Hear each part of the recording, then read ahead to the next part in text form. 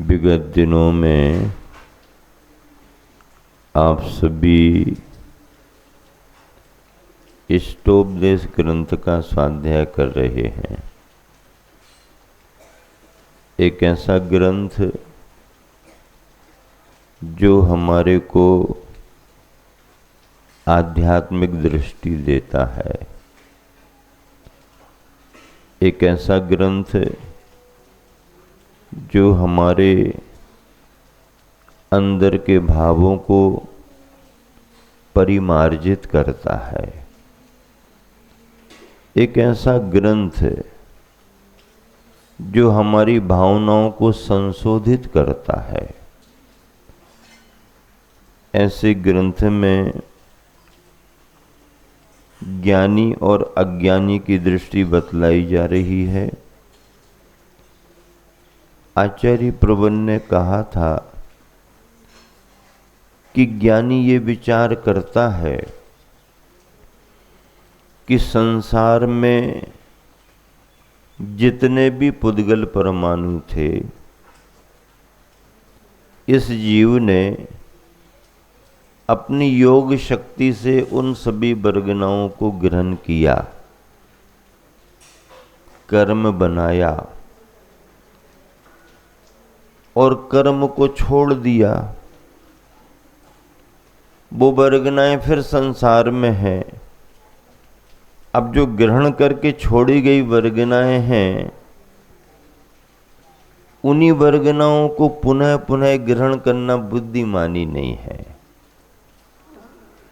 कोई भी वस्तु एक बार अपने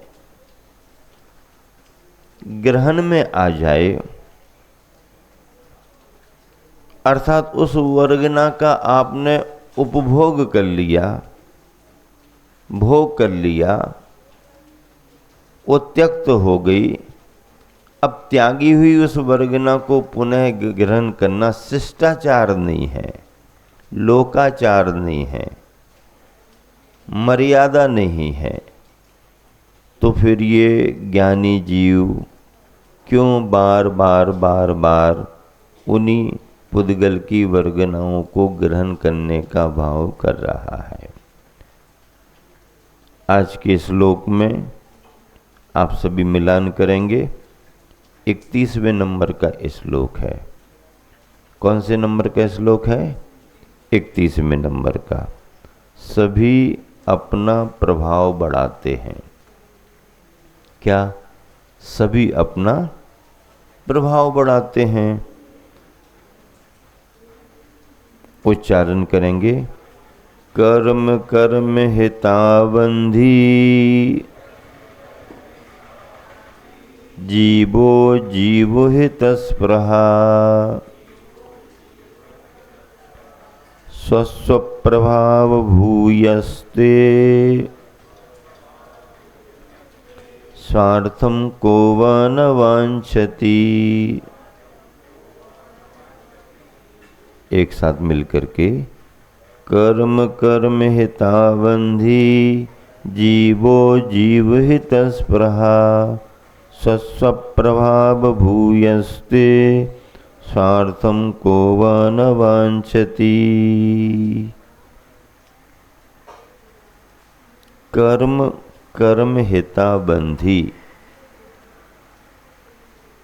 अपने हितरूप साथी कर्मों को ही बांधता है। कर्म जो है, कर्म किसको बांधता है? कर्म कर्म हिताबंधी। जो बंधा हुआ कर्म है, वह बंधा हुआ कर्म अपने हितरूप साथी कर्मों को ही बांधता है। अपने को ही बुलाएगा। कर्म किसको याद करेगा? कर्म किसको बुलाएगा? कर्म कर्म को ही बुलाएगा। कर्म कर्म को ही याद करेगा। कर्म कर्म का ही साथ देगा। और जीव जीवः जीव हितस्पृहा, और यह जीव, यह आत्मा अपने आत्मा की इच्छा करता है। आत्मा आत्मा की इच्छा करेगा, कर्म कर्म की इच्छा करेगा। यानी जब भी बात आएगी कर्म कर्म को ही बढ़ावा देगा और जीव जीव के स्वभाव को ही बढ़ावा देगा। क्यों? स्व स्व अपने अपने प्रभाव भूयस्ते शक्तिशाली प्रभाव के होने पर, अपने अपने शक्तिशाली प्रभाव के होने पर को वा स्वार्थम न वांछति। कौन सा ऐसा व्यक्ति है जो अपना हित नहीं चाहता? किसी को कोई अधिकार मिले तो वह अपने अधिकार का उपयोग सबसे पहले अपने वालों को करना चाहेगा। चाहेगा ही चाहेगा, क्यों नहीं चाहेगा? इसका उदाहरण मुझे चौके में ज़्यादा समझ में आता है। कैसा समझ में आता है? जैसे चौके में श्रावक श्राविका अंदर आ जाते हैं, आहार लेते हैं, कार्यकर्ता उनको इशारा करता है कि आपने दे लिया, अब दूसरे को दे दो। आपने दे लिया, अब दूसरे को दे दो। तो वो देते समय ये देखता है अपनी पहचान का कौन है, उसको ही पकड़ाता है। वो बाजू वाला कह रहा हमको दो हमको दो। इसका मतलब ये है कि व्यक्ति अपने वाले को ही पसंद करता है। उस समय समझ में आता, देखो भैया बाजू वाला कह रहा है हमको दे दो, इसने सुन भी लिया, देख भी लिया, लेकिन देने के समय अपने साथ में कौन आया था? क्योंकि साथ में निकलना भी है ना, साथ में आए हैं, साथ में निकलना है। तो अब किसको कटोरी देना है? तो इसको दे दो, इसको दे दो। वो भैया कह रहा है नहीं नहीं उसको दे दो, दे रहे इनको दे लेने दो। मतलब ये भी दे ले तो हम दोनों फ्री होकर के निकल जाएं। कर्म कर्म का ही हित चाहता है, जीव जीव का ही हित चाहता है। अगर आप विदेश में हो और कहीं पर आप सामूहिक खड़े हुए हो, फॉरेनर्स भी आपके बाजू में खड़ा है और आने जाने में आपको परिचय हो गया तो इंडियंस भारतीय भी कोई आपके बाजू में खड़ा है। अब फॉरेनर्स बहुत अच्छे तरीके से आपसे बात करना चाह रहा है, आप बात भी करना चाहेंगे, लेकिन अगर ख्याल आ गया कि बाजू में अपने देश का आदमी खड़ा है तो उसकी तरफ आपका ध्यान जाएगा, बहुत जाएगा। भले ही वो परिचित ना हो, प्रदेश एक ना हो, बहुत दूर दूर के हो, कहाँ तुम्हारी एमपी, कहाँ तुम्हारा राजस्थान, कहाँ चेन्नई, मद्रास, आंध्रा, तेलुगु देशम, लेकिन अमेरिका में अगर तुमको ये मालूम चल गया कि ये भारतीय है, तमिलनाडु का है, तो तमिलनाडु आप गए नहीं, आपकी पहचान नहीं, आपको भाषा मालूम नहीं, आपकी कोई रिश्तेदारी नहीं, उसका दरस परस परिचय नहीं, लेकिन तमिलनाडु भारतीय, भैया इन अंग्रेजों से तो ठीक ही रहेगा, पता नहीं ये कहाँ पर क्या धोखा दे दें। तो ये जो मानसिकता बनती है, ये मानसिकता यहाँ बताई जा रही है, अपना व्यक्ति अपने वाले का ध्यान रखता है। अब प्रदेश को ले लो, देश को ले लो, गांव को लेके, समाज को ले लो, इसको ले लो, उसको ले लो, पर धर्म को लेकर के भी होता है। भैया भले परिचित नहीं है, लेकिन जिन भक्त है, मुनि भक्त दिख रहा है, जैनी आदमी है। पुराने समय में ये परंपरा थी शहरों की कि मंदिर में अगर कोई अपरिचित व्यक्ति दिख गया, गांव के समाज के तो परिचित होते हैं, रोज आने जाने वाले, उठने बैठने वाले, कभी किसी के यहाँ कोई रिश्तेदार मेहमान आता है तो वो उनके साथ लाते हैं, परिचय हो जाता है हमारे मेहमान हमारे रिश्तेदार। लेकिन अगर उस गांव में कोई परिचित नहीं है और व्यक्ति किसी कारण से आ गया तो वो भी क्या मानता है कि भैया किसी के यहाँ भी जाएंगे तो उतना महत्व मिला नहीं मिला, अपन तो किसी के यहाँ ना जाकर के भगवान के चरण में चलो, मंदिर में पहुंच जाओ। किसी के यहाँ जाएगा, क्यों आए, क्या काम है, आदमी अलग तरीके से भी सोच सकता है। कोई परिचय पा करके साधर्मी बंधु नाते के रूप में कुछ भाव अच्छे प्रकट कर सकता है। लेकिन कहीं महत्व मिला या ना मिला, इस विकल्प में ना पड़ करके अब उन तो भगवान के मंदिर में पहुंच जाओ। अब अभिषेक हो रहा है तो अभिषेक में सम्मिलित हो गए, पूजा हो रही तो पूजा कर ली, भक्ति वंदना कर ली, माला फेर ली, स्वाध्याय करने बैठ गए। अब जब सबके लौटने का समय आया तो नज़र में तो आ ही जाता, नया व्यक्ति है तो कोई ना कोई पूछता ही है, भाई साहब कहाँ से आए, किसके यहाँ आए। और अगर एकदम बिल्कुल ऐसे ही है तो कहेगा भैया हम तो मंदिर आए हैं, हमारे यहाँ तो कोई नहीं है। फिर आप क्या सोचते, भोजन का समय तो हो रहा है, चलो भाई इनके यहाँ उनके यहाँ कहीं ना कहीं उसका भोजन। क्यों? कोई आधार कार्ड आपने नहीं देखा, कोई जानकारी आपको नहीं है, बहुत बारीकी में आपने पूछताछ भी नहीं की है, लेकिन प्रामाणिकता इस रूप में नज़र आने लगी, इतनी देर से मंदिर में है, अभिषेक के समय 16 पहन लिया, अभिषेक की क्रिया भी अच्छी की, सामायिक भी कर रहा, स्वाध्याय भी कर रहा, इसके जो भी हैं कार्य वो सब जैनी होने के लक्षण हैं। और वो साधर्मी वात्सल्य से प्रेरित होकर के उसकी आवश्यकताओं को समझने लगता है। कटनी में चतुर्मास हमारे हुए, प्रवास भी हुआ। आज के समय में बड़े साधन हो गए, पुराने समय में थोड़े साधन कम रहते थे, एक आधी 2 ट्रेनें आती जाती थीं। शिखर जी आने जाने वाले हमेशा उस तरफ से कटनी रुकते थे और कटनी से ट्रेन चेंज करते थे, चाहे जाने वाला हो और चाहे शिखर जी से लौटने वाला हो वहीं पर। और शिखर जी से लौट करके आने वाली जो ट्रेन थी, वापस आने वाले यात्रियों की ट्रेन, वो लगभग 1-1:30 बजे वहाँ पर आती थी। अब 1-1:30 बजे का समय विलंब वाला समय है, कभी कभी लेट हो जाए तो 2 बजे भी आ जाए। अब परिवारों में ये भाव तो रहते ही था कि कौन कब आते क्या आते। तो सिंगई परिवार का मकान जो था जैन बोर्डिंग के बिल्कुल ऐसा रोड बीच में, यहाँ बोर्डिंग और यहाँ सिंगई जी का, उनके यहाँ से छज्जा था, पूरा खुला था, वहाँ से पूरा बोर्डिंग दिखता था, अभी भी है पुराना मकान। तो वो उनके परिवार का नियम था कि 2-4 बार वो जाके छज्जे पर से ये देखते थे कि बोर्डिंग में कोई बाहरी व्यक्ति आए तो नहीं। अगर उनको चहल पहल सी दिखी तो समझ जाते कोई यात्री आए हैं।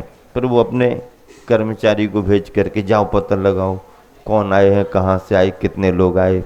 और जब वो कर्मचारी आके जानकारी दे दे, इतने लोग हैं, यहाँ से आए, वहाँ से आए, ठीक, वो समझ करके फिर जा कर के उनसे पूछताछ करेंगे, आप लोग आए हो, आपका क्या प्रबंध है, भोजन पानी आप बनाएंगे या।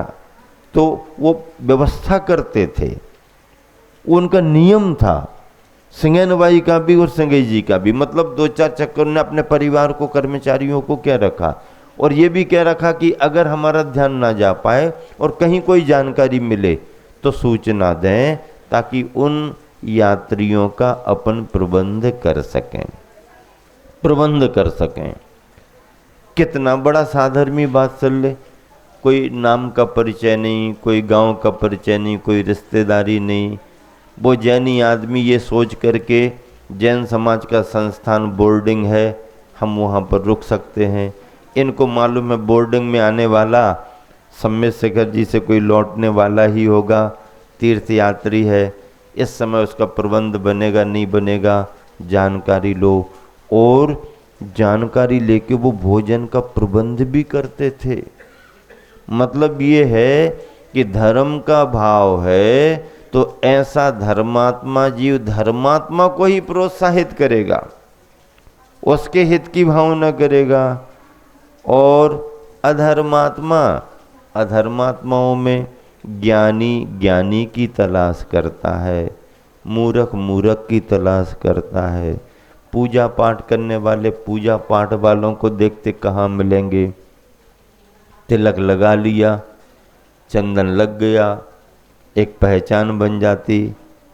पूजा पाठ करने वाले के धोती दुपट्टा से पहचान बन जाती।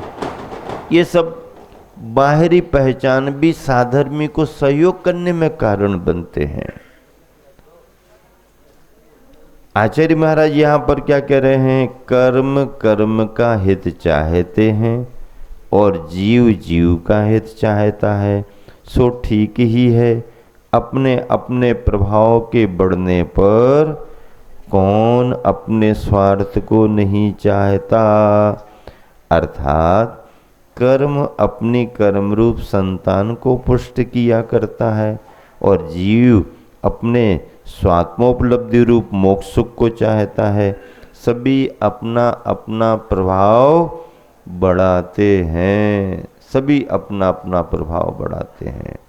हम आगे बढ़े तो हमारे पीछे हमारे और जन आगे आगे बढ़ते जाएं, आगे आगे बढ़ते जाएं।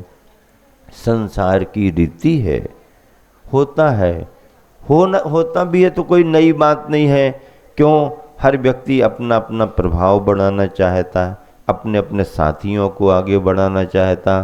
तो कर्म जब भी आगे बढ़ाएगा कर्म की परंपरा को ही बढ़ाएगा। और जीव अगर धर्मात्मा है तो अपने धार्मिक परिणामों को ही आगे बढ़ाएगा।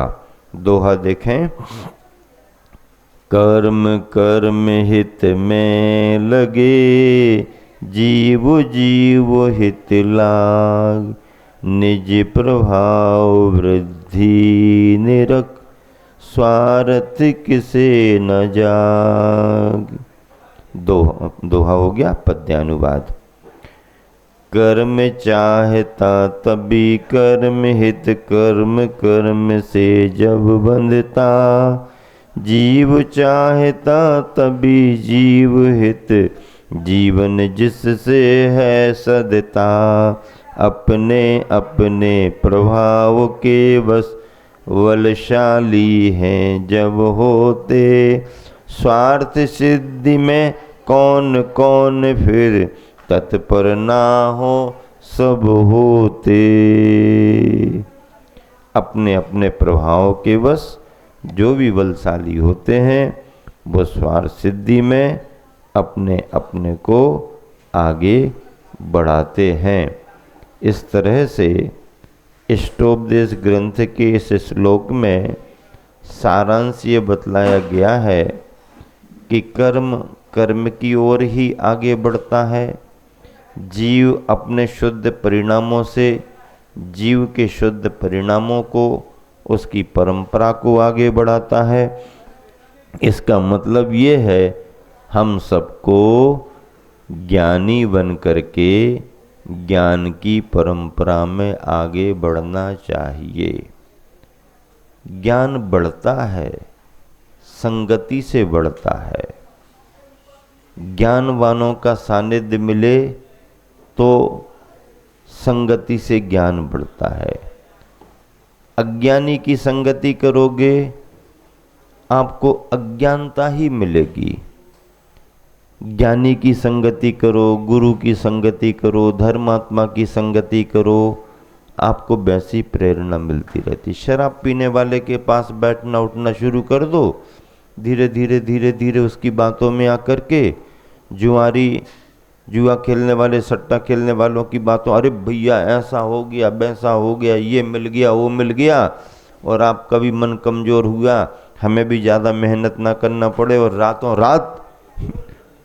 रात दिन दूना रात चौगुना, रातों रात इस चक्कर में आ गए, सो गांठ की पूंजी और चली गई। व्यसनी लोगों की संगति से व्यसनों को प्रोत्साहन मिलता है, और धर्मात्माओं की संगति करने से अगर आप आ गए, आपका मन नहीं भी है, आप सोच रहे पानी गिर रहा, ठंडी लग रही, अभिषेक हम देख लेंगे, और जब आपने केसरिया केसरिया वस्त्र पहने सबको देखा, अरे अपन कहाँ बाहर खड़े हैं, और इतने में गोरू भैया ने और कह दिया, जल्दी जल्दी आ जाओ, पीछे धोती दोपट्टा की व्यवस्था है, गर्म पानी भी रखा है। अरे मन बन गया। देखो संगति का प्रभाव, वातावरण का प्रभाव, तुरंत आप बदल करके आ जाते।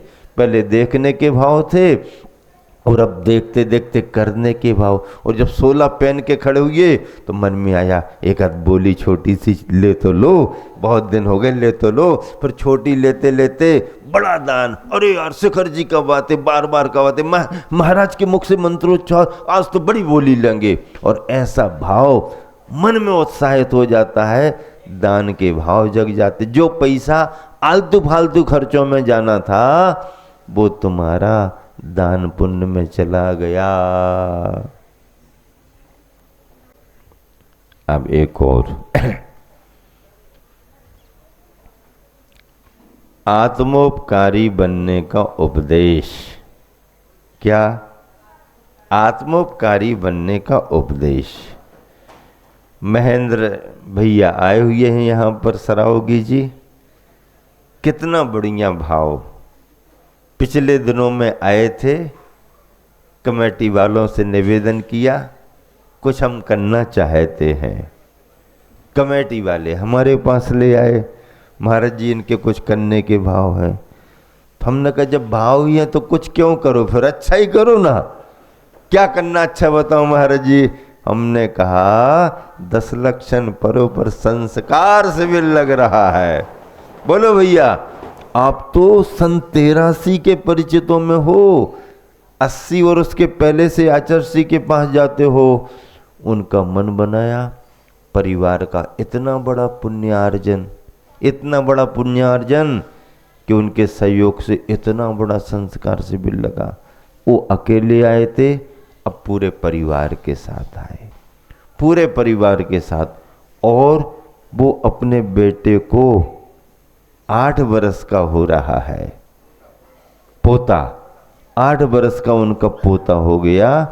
पोते को सम्मेद शिखर में पहली बार गुणायतन में अभिषेक कराने के लिए लाए, जलूस के साथ ला रहे हैं। तैयारी बहुत है, बड़ा जलूस, तमाम रिश्तेदार, ये वो, बग्गी बग्गी, और उसमें बच्चे को, पोते को देखो कितना बड़ा भाव, परिवार के भाव देखो। पोता 8 वर्ष का हो रहा है, महाराज जी के सानिध्य में पहली बार अभिषेक कराएंगे, मुंडन कराएंगे, पहली बार संस्कार दिलाएंगे, शुद्ध वस्त्र पहन करके अभिषेक शांति धारा में सम्मिलित करेंगे। परिवार की परंपरा ऐसे ही चलती है। गुरुवर आचार्य विद्यासागर जी महाराज के चरणों में वर्षों मैंने देखा इनको। मुनिवर प्रमाण सागर जी महाराज जी के बहुत निकटस्थ परिचितों में अभी भोपाल होकर के आए, आशीर्वाद लेकर के आए, हम लोगों के परिचित। तो व्यक्ति सोच करके भले कुछ भी आए, लेकिन वातावरण इतना प्रभावित करता है कि वो इतना उत्साहित हो जाता है। और दान तो अपनी जगह है, बच्चों को जीवंत संस्कार दिलाना जिन धर्म जिन शासन की बहुत बड़ी प्रभावना है, बहुत बड़ी प्रभावना है। आत्मोपकारी बनने का उपदेश तो यही है। आचार्य समय सागर जी महाराज जी का भी आशीर्वाद लेकर के आए, सम्मेद शिखर की सारी चर्चाएं बताई। उच्चारण करेंगे 32वें नंबर के श्लोक का। परोपकृति मुत्सृज्य सोपकार परो भव उपकुर्वन् परस्याज्ञो दृश्यमानस्य लोकवत्। एक साथ मिलकर के पढ़ें।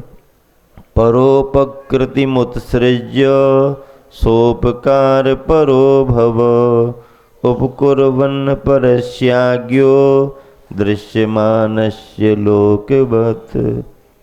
परोपकृतिम, पर के उपकार करने को उत्सृज्य छोड़ करके, क्या? पर के उपकार करने को छोड़कर सोपकार, अपने उपकार करने में पराभव तत्पर हो जा। दूसरों का उपकार करना तो धर्म है ही, करना भी चाहिए। अपने निमित्त से किसी एक प्राणी का भी भला हो गया तो भी बहुत बड़ी बात है। और क्षमता के अनुसार आपने बहुत लोगों को लाभान्वित कर दिया, बहुत बड़ी बात है। इस इलाके में सराक समाज है, उनकी तरफ ध्यान गया। आचार्य महाराज, मुनि महाराज, विद्वान, त्यागी वृत्ति उनके इलाके में जाने लगे, उनको प्रेरित करने लगे, उनको उत्साह बढ़ गया, उनके मन में श्रद्धा और जमने लगी। आज बहुत से सराक बंधु देवसास गुरु के धर्म से जुड़ने लगे हैं। कितना बड़ा है। हथकरघा केंद्र खुला है, आदिवासी महिलाएं आ रही हैं, दूसरी कास्ट की महिलाएं आ रही हैं, आ तो रही हैं अपनी रोजी रोटी के लिए, लेकिन इस वातावरण में ढल करके वो जो धर्म का संस्कार ले रही हैं, उनसे उनका जीवन ही नहीं अकेला, उनका परिवार भी बदल रहा है। कितना बड़ा अपना उद्देश्य आगे बढ़ गया। आजीविका तो उनकी है, आजीविका तो वो कहीं ना कहीं फिर भी कर लेते। अगर कोई सड़क पर निकल जाए, अगर कोई बाजार में चला जाए, अगर कोई घर से बाहर आ जाए, तो सुबह से शाम तक अगर मेहनत करता है तो अपना पेट तो भर ही लेगा, अपने परिवार का भी पेट भर लेगा, कुछ ना कुछ तो कर लेगा।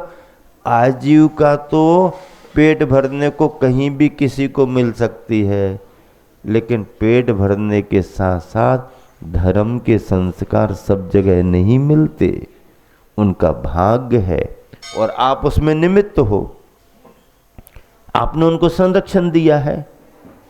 और जैन कुल, जैन धर्म के संस्कारों को समझ समझ करके भगवान क्या होते हैं, गुरु क्या होते हैं, धर्म की बातें क्या होती हैं, ये सब देख देख करके, सुन सुन करके उन्होंने सब सीख लिया। जब हम लोगों का मंगल आगमन हुआ था, वो जिस तरीके से परिधान और हाव भाव और ये मंगल प्रवेश करा रहे, हम लोगों को तो लगा किसी गांव की समाज होगी, कहीं की महिलाएं आई होंगी। बाद में जब बताया नहीं, ये तो हथकरघा वाली, और मैंने कहा देखो भैया क्या बात है, कि कितनी बड़ी प्रभावना, और वो उस हाव भाव में ढलती हैं। और यहाँ ही नहीं, ऐसे हथकरघा केंद्र चल चरखा कहाँ कहाँ कितने कितने चल रहे, और उनमें सब जिनके पास आजीविका के साधन नहीं थे, जो असुरक्षित महसूस करते थे, सब जगह जाना। चंद्रगिरी डोंगरगढ़ में देखा, हम लोग जंगल की तरफ जाते थे, वहाँ से पहाड़ी के बाजू बाजू सड़क, और सुबह सब महिलाएं बालिकाएं साइकिल से चली आ रही, साइकिल से 5-5 किलोमीटर, 7-7 किलोमीटर दूर से, 2-2, 3-3 किलोमीटर दूर से, 5-7 किलोमीटर दूर से, और उनके परिवार पूर्ण निश्चिंत हो करके अकेले अकेले, कोई ग्रुप में कोई 2, कोई 3, कोई अकेले ही चले आ रहे, और निश्चिंतता से, कोई भय नहीं, कोई संकोच नहीं, और चंद्रगिरी क्षेत्र पर चले आ रहे। क्यों? क्योंकि हथकरघा में काम करने जाना टाइम हो रहा है, काम करने जाना टाइम हो रहा। और शाम को जब हम लोग जंगल जाते थे, तो वो हथकरघा जब छूटता था तो सारी महिलाएं बालिकाएं साइकिलों से सब एक साथ रैली जैसे निकल रही हो, खस हो करके परिवार में पहुंच जाती। मतलब आजीविका की आजीविका और क्षेत्र का संस्कार, क्षेत्र का संस्कार। हथकरघा की बात चल रही है, बहनें खुश हो जाती हैं, उनको लगता है कोई तो याद करता रहता है। महाराज जी याद करते, गुरुवर आचार्य श्री का इतना बड़ा आशीर्वाद। इन बहनों की मेहनत है, बहनों का संयम है, इनका स्नेह वात्सल्य है कि उन सब अपरिचित बालिकाओं को, महिलाओं को जोड़ करके रखती हैं, बांध करके रखती हैं, और संस्थान संरक्षण देता है। संस्थान का संरक्षण है, बहनों की मेहनत है। बाल ब्रह्मचारिणी बहनें, पढ़ी लिखी बहनें, उनकी मेहनत कितना रंग लाती है। वो संतुष्ट हैं और उनका परिवार भी संतुष्ट है। पैसा मिल रहा है, संस्कार मिल रहे हैं, सुरक्षित हैं, संस्कारित हैं। इससे बड़ा उद्देश्य और क्या हो सकता। आज के समय में शाकाहारी बन गए, शाकाहार के नियम ले लिए, कितना कठिन काम है। हम अपनी समाज के बच्चों को तो संभाल नहीं पा रहे, हमारे बच्चे भी कई बार बिगड़ जाते हैं, चले जाते। अरे इनको संभाल रहे, इनको भी संभालना और इनके साथ उनको भी संभालना, यही जैनत्व का संस्कार है। और जो ये कहता है कि अपना उपकार करते करते दूसरे का भी उपकार करना चाहिए। परस्परोपग्रहो जीवाना, परस्परोपग्रहो, जितना अपन से बन सके सबका भला हो, सबका कल्याण हो, सब सुखी रहें, सब स्वाधीन रहें, सुखी रहें सब जीव जगत के, कोई कभी ना घबरावे। बैर पाप अभिमान छोड़ जग नित्य नए मंगल गाओ। घर घर चर्चा, क्या बात है। दुनिया लड़ाई झगड़े में लगी है, हम किसी से कम नहीं, हम किसी से कम नहीं। तुम्हारी जमीन हमारे में आ जाए, तुम्हारे संसाधन हमको मिल जाए। पूरी दुनिया एक दूसरे को दबाने में लगी है, लेकिन उस सब दुनिया के बीच में भारत रोज भावना भाता है, सुखी रहें सब जीव जगत के, सुखी रहें, कोई परेशान ना हो, सब अपने अपने देश की सीमाओं को सुरक्षित रखें, अपने अपने अधिकारों को सुरक्षित रखें और स्वयं जियो और दूसरे को भी जीने दो। स्वयं रहो और दूसरे को भी रहने दो। कोई नहीं, आतंक की बात ही नहीं करना, हिंसा की बात ही नहीं करना। क्या रखा है हिंसा और आतंक में? जनहानि हो रही है, धन हानि हो रही है। 6-6 साल हो गए युद्ध चल रहे हैं, इनका उनसे उनका उनसे। कुछ मुद्दे रहते हैं, कुछ प्रॉब्लम्स भी रहती हैं, कुछ असुविधाएं भी होती हैं। उनका हल बैठ करके बातचीत से, संवाद से और एडजस्ट करते हुए 2 कदम तुम भी पीछे जाओ, 2 कदम हम भी पीछे जाते हैं, बीच का रास्ता निकालो। हमारा भी पूरा नहीं, तुम्हारा भी पूरा नहीं, रास्ता निकालो। समझौता सबसे बड़ा शांति का फार्मूला है, सबसे बड़ा फार्मूला समझौता। अरे देश दुनिया में तो समझौता की जरूरत है ही, समाज में भी समझौता की जरूरत है, संस्थान में भी समझौते की जरूरत है, कमेटियों में भी समझौते की जरूरत होती, और सगे सगे घरेलू परिवार में भी समझौता के बिना होता है क्या? ठीक है, हमने तो सोचा था आप ये बनाओगे भोजन में, अब आपने ये बना दिया तो चलो ठीक है, क्या फर्क पड़ता है। हम तो ये सोच रहे थे बनाना, अब आपने ये कह दिया बनाना, चलो बदल देते हैं, इसको आज नहीं बनाते, आप इसको बनाए देते हैं। समझौते के अलावा और क्या है? समझौता शांति का सबसे बड़ा फार्मूला है। विचारों में सामंजस्य लाना, नहीं नहीं मैं जो कहता हूँ वही सही है, मैं जो कहूँगा वही होगा। विसंवाद, अशांति। देश दुनिया ईगो से युद्ध कर रही है, कुछ अपेक्षाओं से कर रही है, कुछ अहंकार से कर रही है, और कुछ अतिक्रमण आदि करते हैं, आक्रमण करते हैं, तो उनको दबाने के लिए मजबूरी में करना पड़ता है। भारत ने जब भी कभी भी कोई भी कदम आगे बढ़ाया है, परेशान करने को नहीं। तुम ज्यादा परेशान करते दिख रहे तो अब हम तुमको ठीक करते हैं। अतिक्रमण नहीं, आक्रमण नहीं, लेकिन अगर कोई आक्रमण करता है तो प्रतिक्रमण तो करना पड़ेगा। हमारी नीति में प्रतिक्रमण है, आक्रमण नहीं है। प्रतिक्रमण करना तो जरूरी है। तो भैया देश दुनिया में शांति रहे, सभी का भला हो, जैन भावना मंगल मंगल होए, जगत में सबका मंगल हो, ये क्या है? हमारा तुम्हारा नहीं, हर प्राणी का, सबका मंगल हो, सभी सुखी रहें, सभी स्वस्थ रहें, सभी को शांति का, आनंद का अनुभव हो, ये भावना भाई जाती है। और इस भावना को देखो किस रूप में कहा कि पर का उपकार तो करना ही करना है। अपने से जितना बने सबका भला हो, किसी का बुरा ना हो। और अगर भला ना भी हो पाए तो इतनी भावना रखना कि अपने से किसी का बुरा ना हो पाए। भला हो जाए, बहुत होना ही चाहिए अपने से दूसरे का भला, लेकिन अगर भला नहीं भी हो पा रहा तो दूसरे का बुरा अपने से। हमारे गुरुजी ने एक दोहा लिखा, मरहम पट्टी बांध कर व्रण का कर उपचार। व्रण यानी घाव, किसी को कोई तकलीफ फोड़ा हो गया तो मरहम पट्टी बांध कर व्रण का कर उपचार। ऐसा यदि ना कर सको तो डंडा तो मत मार।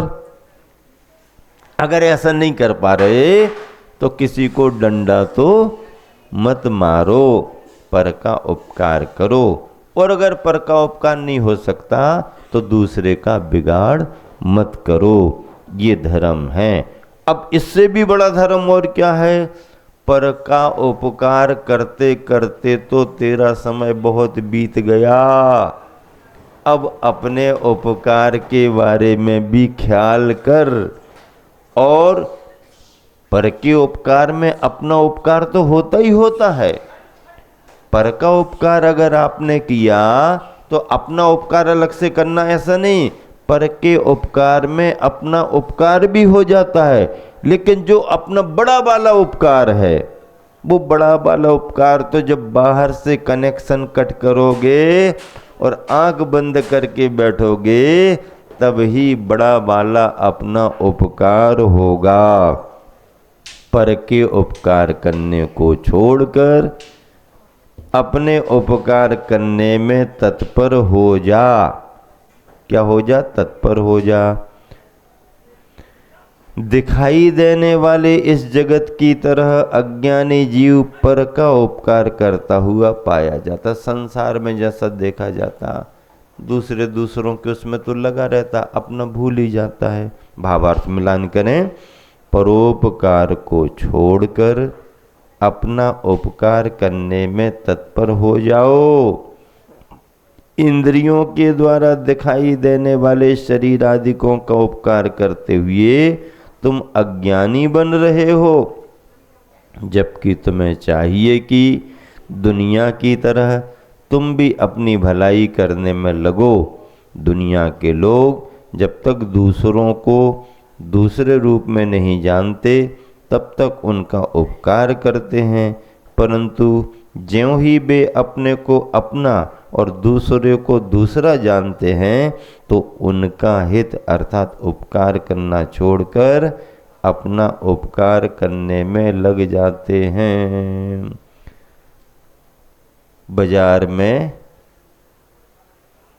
बच्चों की प्रतियोगिता हो रही और सब बच्चे एक ही उम्र के और एक जैसे ही हैं। जल्दी जल्दी में किसी माँ ने अपना बच्चा समझ करके उसे उठा लिया और हाव भाव से खिलाने लगी।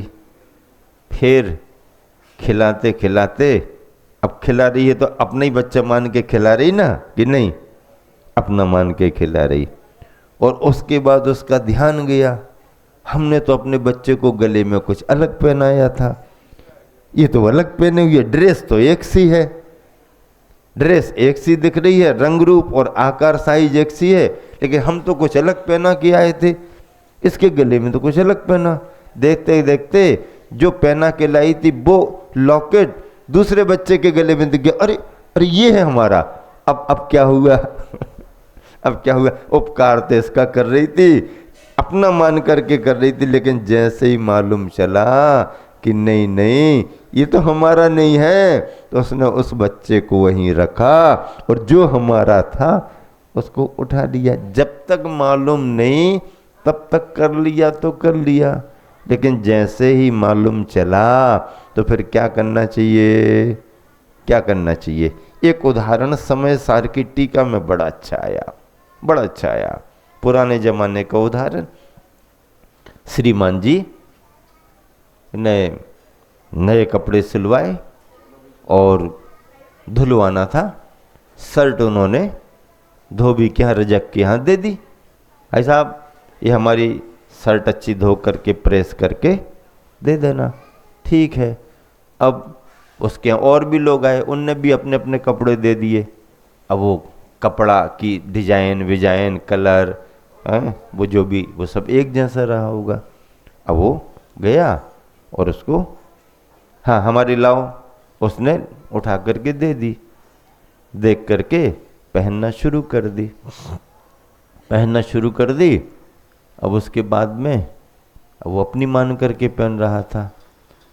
फिर दूसरे वाले को लगा अरे हम भी दे गए थे लेकिन पता नहीं कहाँ, तो उसने कहा वो तो एक ले गया है। अच्छा वो ले गया? हाँ वो ले गया। अब इसको बाजार में वो मिल गया, बाजार में पहने था, अपनी मान करके पहने था। उसने भाई साहब ये शर्ट तो हमारी है। नहीं जी कैसे कहा आपने हमारी है? नहीं नहीं हमारी है। नहीं हमने तो उसके यहाँ धुलवाई, आपने धुलवाई हमने भी धुलवाई, लेकिन आप देख लो आपने कहाँ से सिलवाई थी? फलाने टेलर के यहाँ सिलवाई थी, उसकी पर्ची देख लो पट्टी लगी होगी। अब उसने जैसे देखी वो टेलर दूसरा था, उसको ख्याल में आ गया और तो हमने दूसरे के यहाँ से सिलवाई थी, ये तो सही बात है। अब वो पहने तो है बाजार में, लेकिन अब उसके अंदर से मोह भंग हो गया। पहने तो है, उतार के फेंक नहीं पा रहा क्योंकि बाजार में खड़ा है, लेकिन पहले जब तक उसको ये पहचान नहीं हुई तब तक के भावों में, और अब जब ये तय हो गया कि नहीं ये दूसरे टेलर ने बनाई ये हमारी नहीं है, तो अब पहने तो है लेकिन भावों में क्या फर्क आ गया? ये ज्ञानी की दृष्टि है। एक नजर में, जरा सी नजर में हमारी दृष्टि बदल जाती। अब कुछ कर पाओ या ना कर पाओ, लेकिन दृष्टि बदल गई तो सृष्टि बदल गई, समझ लो। अब जब करोगे तब होगा। नजर बदलते ही संसार बदल जाता है। दृष्टि बदली कि सृष्टि बदल गई। दोहानुवाद और पद्यानुवाद। जड़ देहादिक मात्र का करे जड़दि उपकार, अतः तजो औसुजनवत करो निजी उपकार। पद्यानुवाद। पर को उपकारों का अब ना पात्र बनाओ भूल कभी, निज पर ही उपकार करो अब पात्र रहा अनुकूल यही, करते दिखते सदा परस्पर लौकिक जन उपकार यथा, करते दिखते अज्ञ निरंतर पर ही उपकार तथा। पर्याप्त हो गया, समय भी हो गया। महा